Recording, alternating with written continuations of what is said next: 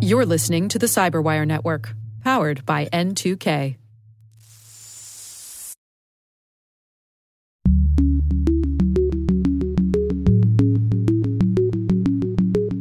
So data sovereignty, right, is this concept that, for a long time we thought of the digital world as a world without borders. And actually what we're seeing now is national borders are starting to mean something again, even in the digital world.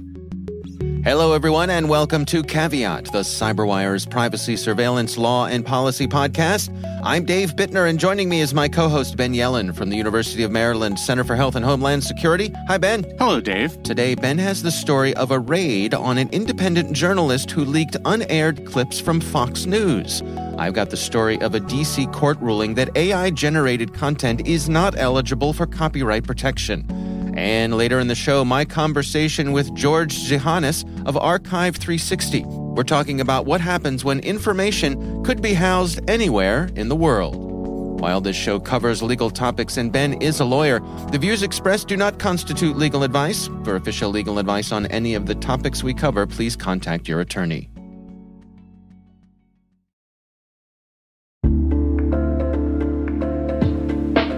Attention all security professionals. Want real-time IP intelligence at your fingertips? Sign up for Scout Insight's free trial today. Get immediate insights into threats, search any IP with no training required, and enjoy intuitive graphical results. Whether you need to identify compromised hosts or enrich Splunk queries, Scout Insight has you covered. Don't wait. Accelerate your threat response now. Visit teamcumry.com/cyberwire to start your free trial.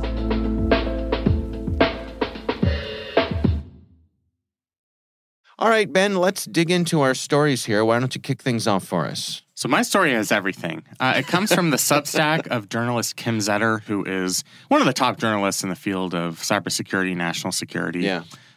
We certainly have learned a lot from her work over the years. Sure. And I was actually alerted to the story on LinkedIn. I've had people, fans of the show, perhaps, start just tagging me on these types of stories. Nice. So please continue to do that. It makes it so that it's less work for me to find articles. So thanks, everybody, for that. So this is about a guy named Tim Burke who got in trouble with Florida law enforcement because he leaked unaired clips of Fox News, specifically the Tucker Carlson show. So Tucker Carlson, of course, no longer with Fox News, but the relevant material was leaked in 2022. Okay. Basically what happened is Tucker Carlson did an interview with Ye, the artist previously known as Kanye West. Okay. And he presented the interview as this guy is a normal guy. He deserves to be listened to. But it turns out there are a bunch of unaired clips that didn't make it into the segment where Ye is acting like a maniac and saying things that are wild and anti-Semitic. Oh. So somehow, and we'll get into this, this journalist, Tim Burke, got access to these unaired portions and leaked them to Vice News. Vice News published them. Mm-hmm. And Florida law enforcement started an investigation into Burke for violating the Computer Fraud and Abuse Act, the anti-hacking statute. And they raided Tim Burke's home and took a bunch of his equipment. So it was one of those middle-of-the-night raids. They obtained a warrant to do it, accusing him of violating the CFAA. And now Tim Burke is going to try to suppress that evidence. When and if he goes to trial, he has not been charged. This is simply a search that was done in suspicion of criminal activity. So a little background on Tim Burke, first of all. I think it's relevant. He actually wasn't working at a major publication when this story took place. He wasn't really working at any publication. So there's kind of the question, if we have special federal protections for journalists where there's kind of a heightened standard for targeting journalists, was he a journalist in these circumstances? I think he argues, and other digital rights advocates have argued persuasively that, of course, he's a journalist. Anybody who's doing this type of investigative work and who is making news by talking to sources, et cetera, whether they're working for an actual publication, they are a journalist, and they deserve those protections. Right. Tim Burke was actually the guy who co-wrote the story. This is more than 10 years ago now, on Monty Te'o, the football player's alleged fake girlfriend, which was like one of the most crazy, interesting, wild pieces of journalism I've probably seen in my lifetime. So he's a very like my girlfriend lives in Canada kind of story, or yeah. I mean, I'm not familiar with it. Basically, there was this. Yeah, I mean, we can go on a little tangent here because it's so interesting. Quickly, but basically, yeah. this guy had claimed that his grandmother and his girlfriend had died within the same football season. It became a national story. Oh, His grandmother actually had died. The girlfriend was fake. I see. I think what Monty Teo argues is that he never realized the girlfriend was fake. I think he improperly claimed that he had met her, but there was this other guy who was obsessed with this football player who pretended to be a woman and used like a stock photo online. Oh, right. This is coming back to me now. I do. Yeah. I have a vague recollection of this. So yeah, I mean, this is something that Tim Burke had did in a past life, meaning he is a pretty darn good journalist. Right. So let's talk about the Computer Fraud and Abuse Act segment here, because fun as it is to reminisce about Monty Teo, I think there's an important legal story here. Right. The question is whether Burke violated the CFAA. And if you remember from the Van Buren case that we've talked about, exceeding authorized access requires you to be somewhere where you're not allowed to be. It is this gate up, gate down approach. If you breach that gate, that's a violation of the statute. Burke says he doesn't remember how he obtained the information that he ended up sending to Vice News. I don't know if I believe that entirely, but that is what he said. Okay. So it turns out the Kim Zetter did some investigative work based on court filings, and what appears to have happened is that somebody who provided news tips to Burke in the past found a username and password for a demo account on a website used by broadcasters called liveu.tv. So this website provides transmission services to TV and radio broadcasters and others so that they can send live feeds from the field into production offices. Okay. So that used to kind of be done by satellite. This is a way so that you don't have to do it by satellite. Right. Burke found a publicly available username and password for a demo account.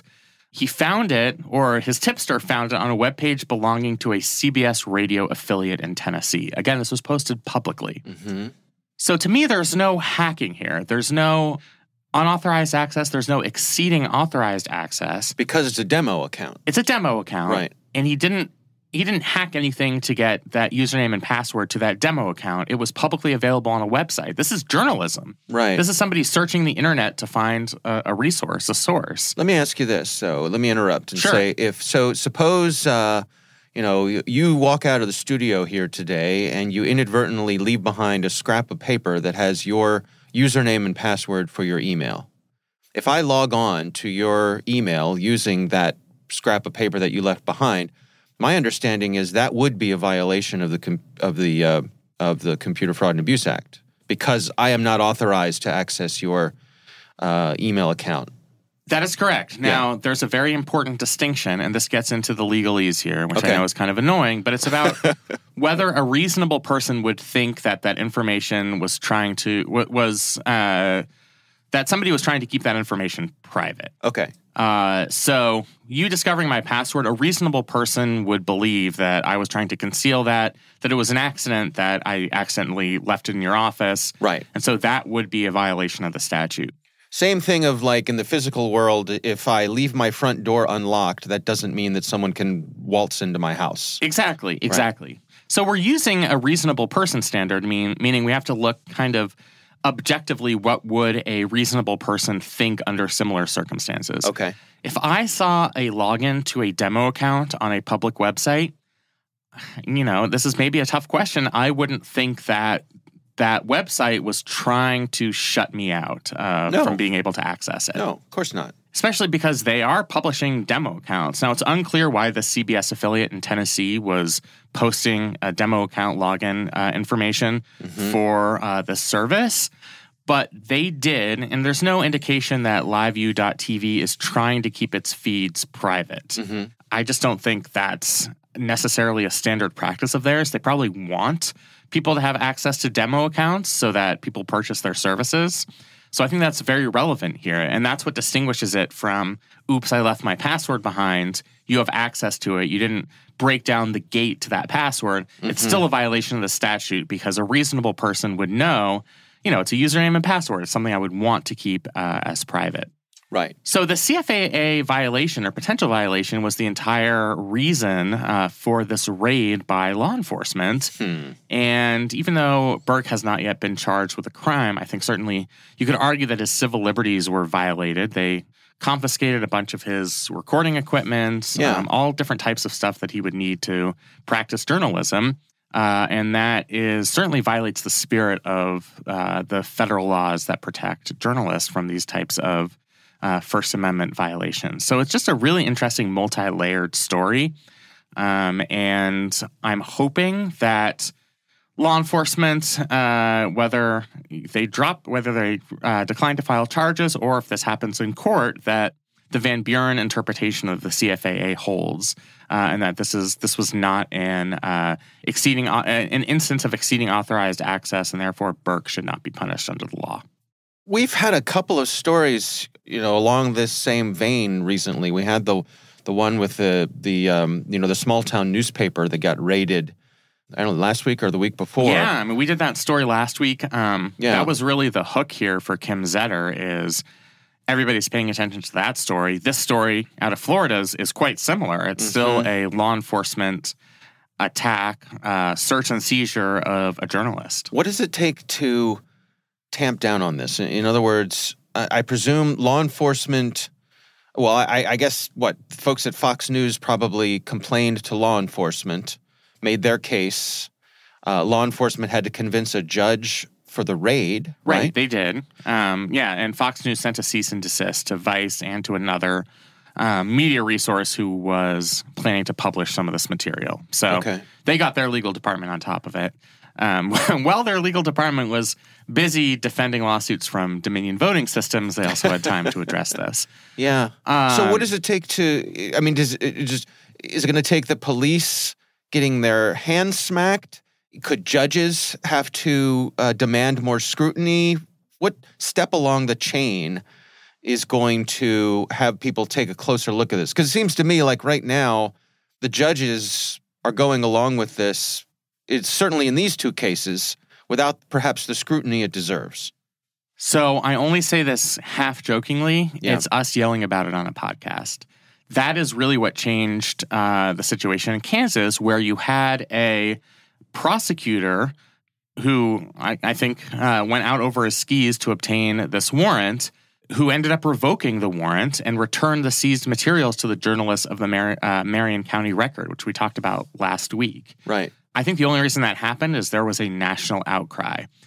Every media source in the country signed documents, letters saying that this was an egregious violation of the First Amendment, that this threatened the rights of journalists. We had that terrible situation where the publisher, the 98-year-old woman who was a publisher of that paper, ended up dying, I think proximately because of this raid. And because of the national outcry, they revoked that warrant and returned the material to that news source. And what Kim Zetter is saying here is that perhaps Florida prosecutors should do the same and return all of Burke's seized materials. Right. I think maybe it shouldn't take a public outcry, but I think if both prosecutors and judges at every level realize that people care a lot about journalism and the First Amendment and the right of journalists, reporters, et cetera, to not be threatened by the government pursuing illegal raids, I think once there's kind of a public awareness of that, that could really change behavior. So I think the public outcry is kind of the mechanism here, at least in the short term, of how we're going to hold these law enforcement officials, these judges accountable for unjust actions.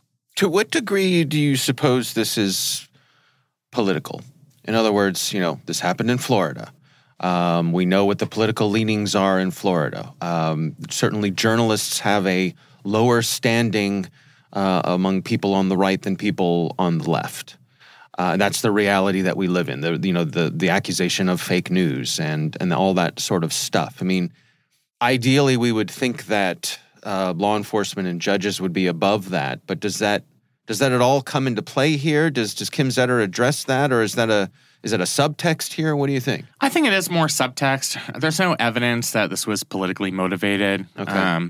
I don't think Tim Burke himself is he's leaked to liberal websites. I don't get the impression that he himself is some kind of radical leftist. Right. Who's subjecting himself willingly or not to the watchful eyes of Florida law enforcement. I think they got the complaint from Fox News and they investigated it. And I just think they had an incorrect interpretation of the Computer Fraud and Abuse Act that they used incorrectly and unjustly to obtain this warrant. So there certainly is a subtext. This is Florida. This was Fox News. Yeah. I don't know how much Fox News wants to defend Tucker Carlson at this point, considering he's moved on. But that's neither here nor there. I think it is subtext and not something that's really out in the open, either in other stories about this or in Kim Zetter's piece on Substack. It's also interesting to me that they went after the journalist rather than the person or entity who originally posted this to the file sharing site. Like, was there any effort to find out who was responsible for that? I mean, it certainly doesn't seem like it. There's nothing in this piece that indicates that they went after anybody here except for Burke and the people who worked with him. So, yeah, I mean, we had multiple characters in the story. It wasn't just Burke who killed a messenger. Right. He simply obtained this publicly available login information from a tipster that he had relied on in the past. The tipster is anonymous, and Burke is someone who's not anonymous because I think he was associated with the publishing of these articles. I think both Vice News and the other outlets who used this material said this was the result of an investigation by Tim Burke. So I think law enforcement is going after the person they know is involved in the story rather than the people who they don't have any proof have been involved in what happened here. Is this an example of the Computer Fraud and Abuse Act being outdated and needing an update, or is this an example of a good law being used in a bad way? I think it's more the latter. Yeah. I mean, I certainly was encouraged by the Van Buren case and by Justice Barrett's opinion on this, which I think protects the Computer Fraud and Abuse Act from being used to abuse journalists and others by making it a crime to log into somebody else's Facebook account, for example. I mean, that was kind of the parade of horribles that Supreme Court justices were warning about when they narrowed the interpretation to this gate up, gate down approach. Did you have a right to be there in the first place? So I just think this was a misapplication of the law. The way our legal system works is that if this ever were to come to trial, I think a good attorney for Mr. Burke and the court would have to look at that Van Buren decision and realize that this instance wasn't in the spirit of that decision. Yeah. So I do think this is an example of just misapplying the relevant law. Certainly, any changes to these types of statutes, we're talking about a computer fraud statute from the 1980s, they could always use updating. Right. When you have a statute that's as old as I am, you know that it's getting old and gray and bigger and balder. So, you need to kind of update it to comply with modern times. But I think this is less of a story of the statute itself and more just a misapplication of it. Okay. Well, we will have a link to this story in the show notes, and I'll just reemphasize here that, in my opinion, anything that Kim Zetter writes is worth your time. In fact, she's one of a handful of newsletters that I pay to subscribe to because I really find her stuff high value and definitely worth checking out. So we'll have a link to that in the show notes. My story this week comes from Bloomberg Law. And this is about a D.C. court ruling that says that AI-generated art lacks copyright protection, which I suppose, Ben, means it's in the public domain. Yeah, it is. We can use it. We can sell it. Yeah. We can make a fortune off this AI-generated art. You know, I have to say, AI-generated art has kind of impressed me so far. I'm following a Twitter account that's based on, or an X account, if you will, right. that is AI-based. It's somebody who puts Donald Trump in, like, famous historical photos, but makes him look natural. So, like, here's Donald Trump, with Moses during the Exodus from Egypt. Right. It's pretty good. Like AI has it's subtle. It's very subtle, exactly. Right, I'm not sure if this is somebody who's a fan of Donald Trump or just somebody who's trying to be funny. I find it humorous. Yeah. But yeah, I've been kind of impressed with how good AI generated art has been so far. And now we, at least according to this one district court judge in D.C., it is in the public domain because at least to the extent that there's a body of law on this, we've never recognized that art not created by humans doesn't have copyright protections. Yeah, so this article points out that this was Judge Beryl A. Howell of the U.S. District Court for the District of Columbia, basically confirmed a U.S. Copyright Office decision that denied a copyright registration to a bit of AI art that was generated by a computer scientist, Stephen Thaler, who claimed that it was wanted to be eligible for copyright protection. This is interesting because it sort of pivots or centers on this notion that something that can be copyrighted has to have a human involved in making it. And what made me laugh about this is that they denied copyright recently. One of the cases they cited was one where they denied copyright to a monkey who took a selfie. If you remember that one. It's so funny. So many of the precedent cases they use for AI have to do with animals. Right. Because it's like, I think the analogy is that it's this non-sentient being who isn't aware of its own existence. So that's the similarity between animals and AI. You know, what's kind of funny about this is I think the guy who brought this lawsuit, Thaler, yeah. I think he was kind of trying to make a point here. He admitted in all the filings that he played no creative role in coming up with these images. He didn't paint it. Right. He didn't design it. He might have decided what the inputs were, but it's not his. It isn't his work of art. And I think we have to keep a watchful eye for future cases where that isn't clear. Maybe an artist designed something and incorporated AI to augment that design or to put it in a certain style. I think that's where it's going to get complicated and where you're going to have a new body of case law under the Federal Copyright Act. But I think this case was just not the one where it was going to happen because you have a plaintiff who's admitting, I'm thinking of that online meme with that old guy saying he admitted.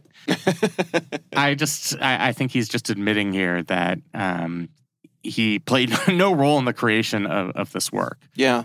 They do point out that earlier this year, the Copyright Office did grant limited copyright registration for an AI-assisted graphic novel, which I think is interesting because it seems inevitable to me that where this is going to go is at some point it's going to be a matter of degrees, right? Like if I have an AI-generated background in my piece of art and I paste a smiley face in the middle of it, is that now copyrightable? Because your creation was the smiley face. Right.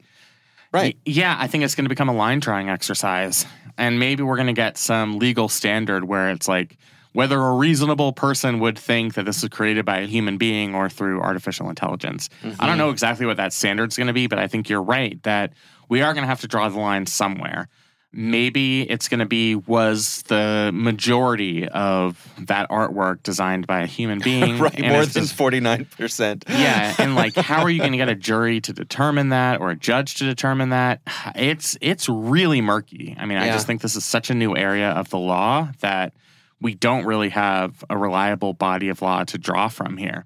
Certainly, Congress or state legislatures could get involved. I'm not holding my breath as it comes to Congress. Right. But state legislatures could define what counts as AI-generated material for copyright purposes. That would be the best way to do this, is to kind of develop some positive law around this. But until then, I mean, I think judges are just going to have to kind of do some guesswork and figure out, is this actually a creative work done by a human being? Or is this the equivalent of a monkey taking a selfie? So I have a couple of questions here, a couple of scenarios. So could I copyright the prompt that I use to generate the AI image? See, I think you'd have a much better case doing that because that's your creation. The art itself isn't your creation, but presumably you developed that prompt. You developed the input. So I think you might have a copyright interest in that. Okay. I'm trying to think of what like a metaphor for that would be in the physical world. You putting in some type of music software, play these chords, these piano chords. Right. You still would have been the creative genius behind it, not the system that ended up spitting out those chords. So I think perhaps you would have a copyright interest in it. Well, that leads perfectly into my next question, which is, what about kind of the inverse of this? So my son has been sending me AI-created songs that are sung in the voice of Frank Sinatra, okay? So someone took Frank Sinatra's voice and they trained an AI on it, and they've been having this AI-generated voice of Frank Sinatra sing popular songs, right? Songs that came out way after Frank Sinatra passed away. Frank Sinatra singing Beyonce or something. Exactly, exactly. So could the fact that these are AI created protect from copyright holders coming, or the descendants of Frank Sinatra who want to protect his interest, right? Could the fact that it's AI created protect someone from people coming after them? Yeah, I mean, it kind of blows your mind a little bit, does it? Because you have two creative works here. You have the song itself that they're drawing off of, which certainly there are copyright protections attached to that. Right. I don't think there's any question there. And then you have the voice. Frank Sinatra's voice is a very distinct, specific thing. Yeah. So I'm not sure, especially if you were to be making money and selling this music based off his voice, then I think you're using his creative outlet, his voice, which to me seems like it also would be a copyright violation. So again, we don't have any sort of guiding law on this because it's so new. Mm-hmm. But my instinct would be that there are kind of two sets of copyright protections at play there. The drafter of the original song and then the voice itself. Couldn't I say it's parody? If it were parody, you could say it's parody. Right. But I mean, couldn't I just say that the notion of Frank Sinatra singing a Beyonce song is so absurd as to be parody? Yeah, I mean, that would probably be your best argument in that circumstance. Yeah. It would be like kind of what Weird Al does. Right. Yeah. Exactly. And in that sense, maybe it would be protected. But let's say you were genuinely trying to have Frank Sinatra sing Beyonce songs because you thought it was beautiful, and you tried to produce an album based on that. Then I think you'd run into copyright problems, even though it was AI generated. You're using, in my mind, two copyrighted works, the song itself and Frank Sinatra's beautiful New York voice. But does copyright cover the sound of someone's voice? I mean, if I'm a Frank Sinatra impersonator, how good can I be before I get in trouble? Yeah, I mean, what's different about AI is it's trained on his actual voice, so it's not somebody imitating it. But so I'd be trained on his actual voice. Yeah, I mean, you raise a good point here, but like, yeah, right. And this gets into the metaphysical. Is it really his voice? I mean, it's trained on his voice. Mm-hmm. There's no other human being trying to imitate it. Right. It might be saying that the artificial intelligence might have Frank Sinatra saying words that he actually said in the voice that he actually said them. Yeah. So yeah, I mean, I think you're getting beyond my capability for being able to adjudicate that dispute. Yeah, that's where I just throw my hands up and say, let's let the jury decide. I'm gonna go. I'm gonna go take a long lunch break. It's undetermined. Yeah. But I mean, it really points to the fact that these are interesting times and these are unanswered questions that we're going to have to address. There are going to be so many test cases because eventually someone's going to try and make money off of this. Like, right. That's where the rubber hits the road. Yeah, I have Frank Sinatra doing the full Taylor Swift Eras Tour set list. Yeah. And I'm going to sell it on the Apple Music Store for whatever, $12.99. Right. Then I think you're going to run into many copyright problems. And what if I say it's this AI voice that I've created and his name is Hank Sinatra? Right. So is that is that kind of the Weird Al track, or is that you're ripping off two copyrighted works? I just don't know. Yeah. I really don't know. All right. Well, I know it's not a satisfying answer. No, it's not, but it's fascinating to think about. Right? And this is what we're in for. This is what we're going to see. This genie is not going back in the bottle. No, it certainly is not. And, if you want to be the test case, I encourage you to create that music. We might be saying your name on this podcast because your name is going to be attached to a test case here. Right, all the way to the Supreme Court. Exactly. So have fun with that. Yeah. All right. Well, we will have a link to that story. Again, that's from Bloomberg Law. We'll have a link to that in the show notes.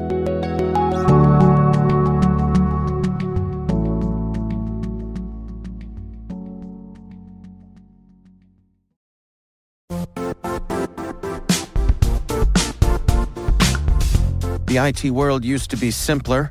You only had to secure and manage environments that you controlled. Then came new technologies and new ways to work. Now, employees, apps, and networks are everywhere. This means poor visibility, security gaps, and added risk. That's why Cloudflare created the first-ever connectivity cloud. Visit cloudflare.com to protect your business everywhere you do business.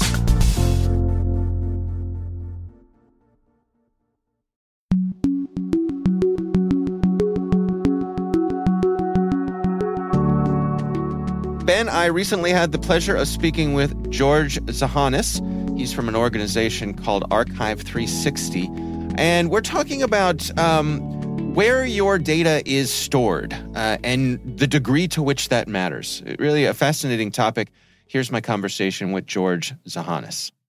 So data sovereignty, right, is this concept that, for a long time we thought of the digital world as a world without borders. And actually what we're seeing now is national borders are starting to mean something again, even in the digital world. Probably started, if you had to put a point on it, when the U.S. passed the Cloud Act, which codified something that was happening in the court system here in the U.S., where the DOJ was trying to compel Microsoft, in that case, to produce information on a foreign national where the data was held in a foreign data center, but under the custody or control of Microsoft.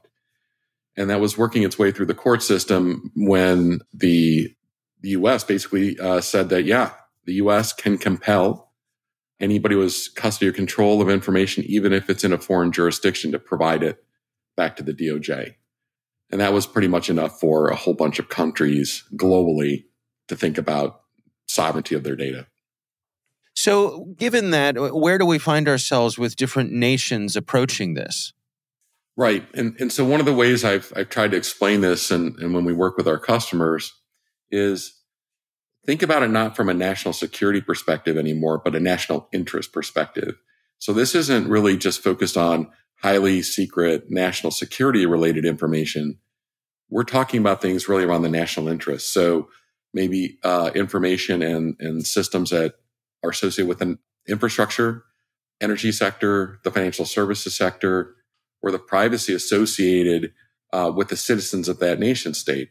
You see this happening across Europe. You see this in countries like Germany and France. You see this happening in the Middle East. So the Kingdom of Saudi Arabia, Dubai. You see this obviously in Asia and China. And here in the U.S., a broader introduction of a concept called confidential unclassified information has been introduced by the U.S. government as well. And what does that mean? Can you define that term for us? Right. So all of these states that are introducing some concept around the sovereignty of data are establishing a scheme, a data classification scheme that says this series of information and this classification of information is subject to some sort of either restriction around national boundaries or how that information has to be protected and secured within a set of systems. And so these, again, are fairly broad classes of information that could pertain to designs of infrastructure. They could pertain to the critical market and financial services related information that's moving. This could be data that pertains to government programs, that it's not classified, but still is something that the U.S. wants to make sure, and these other jurisdictions want to make sure are protected. Now, what about for cloud providers or for folks who provide backup services? I could see the benefit of having your data distributed, not just different data centers around a nation, but around the world. Does this come into conflict with their needs? It does, and it's actually very interesting because some of these laws are taking the form now, not just, and this is why I say look at it from a national interest perspective and not just a security perspective. Mm-hmm.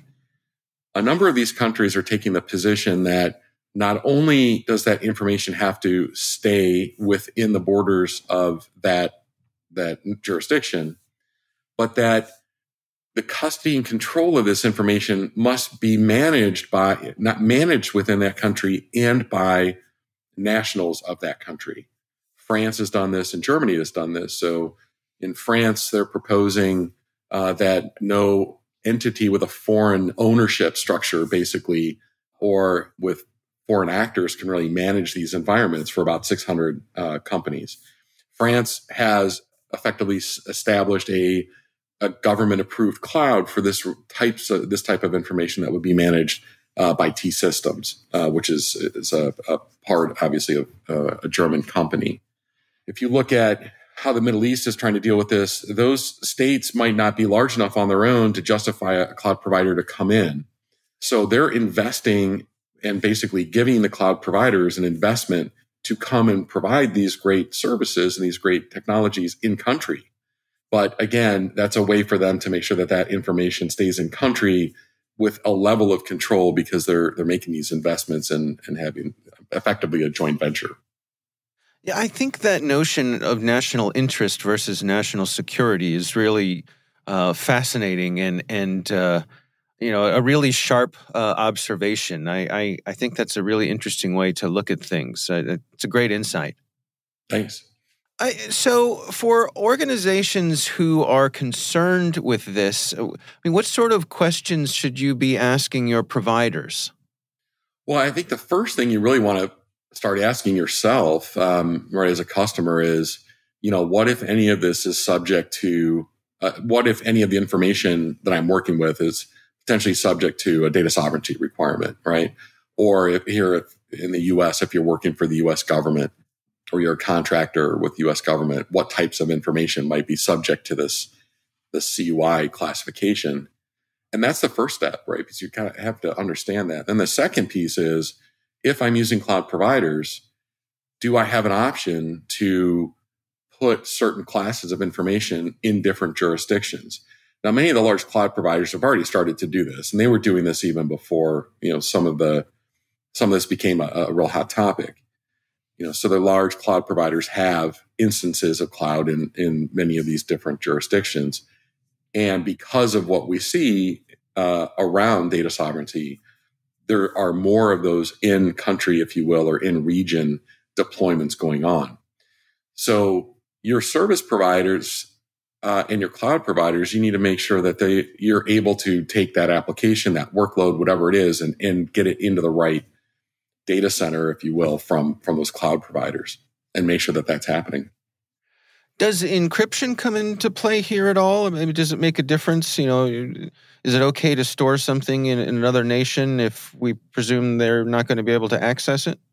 So far, that doesn't appear to be the case. There's one interesting, though, way to look at this as well, which is, if you are a company and you are concerned about this, and you're concerned about the long arm of foreign jurisdiction, the long arm of the U.S., the long arm of some other country, encryption is actually an important piece of this, because if you as a customer can maintain the keys on the encryption and the cloud provider or the service provider do not have the keys to that data, it's almost irrelevant if that cloud provider gets a subpoena or a regulatory request to provide that data, in the sense that they can't provide it in a form that's going to be useful without going to the customer who's maintaining the keys. That's a really important attribute of how you really should be thinking about structuring data, or structuring your management of this data, and gives the customer control to at least know if a country is coming after that data. Where do you suppose we're headed here? We have, I hear folks on the policy side talk about this notion of a splinter net, that we're going to see more and more nations putting up sort of virtual walls around themselves out of their own interest. What does the future hold here, do you suppose? Yeah, I've written an article several months ago on this, and I used the analogy of the digital Iron Curtain, right? So it's descending kind of around countries. Obviously, it's not like an East Bloc versus West Bloc, but that's what we're definitely seeing. I suspect, because, again, if you view this in the context of national interest, I suspect that it is going to continue. How far it goes, I'm not sure, but there's definitely going to be some form of digital curtain, if you will, around a lot of countries and a lot of workloads.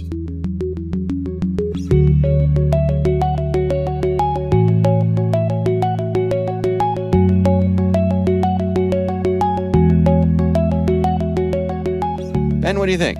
It was a really interesting conversation. I love this notion of data sovereignty, that it's not national security necessarily, but it's just in the national interest to protect our own data sovereignty. I think we've seen that reflected, maybe it's not national sovereignty, but with the European Union trying to protect their data from the U.S. surveillance state. And that's been the cause for the Schrems cases and the need to keep renegotiating these data sharing agreements.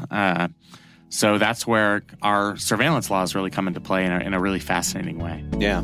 All right. Well, again, our thanks to George Zahanis from Archive 360 for joining us. We do appreciate him taking the time.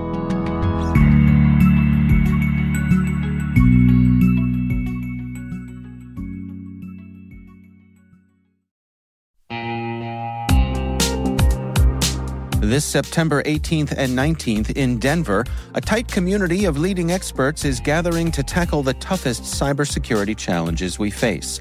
It's happening at MWise, the unique conference built by practitioners for practitioners.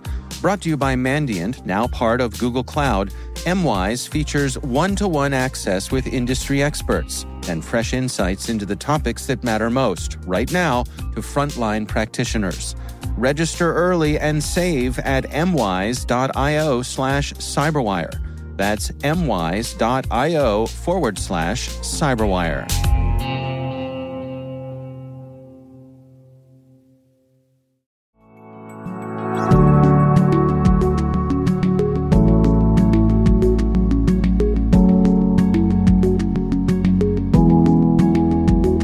That is our show. We want to thank all of you for listening. N2K Strategic Workforce Intelligence optimizes the value of your biggest investment, your people. We make you smarter about your team while making your team smarter. Learn more at n2k.com. Our senior producer is Jennifer Iben. This show is edited by Trey Hester. Our executive editor is Peter Kilpie. I'm Dave Bittner. And I'm Ben Yellen. Thanks for listening.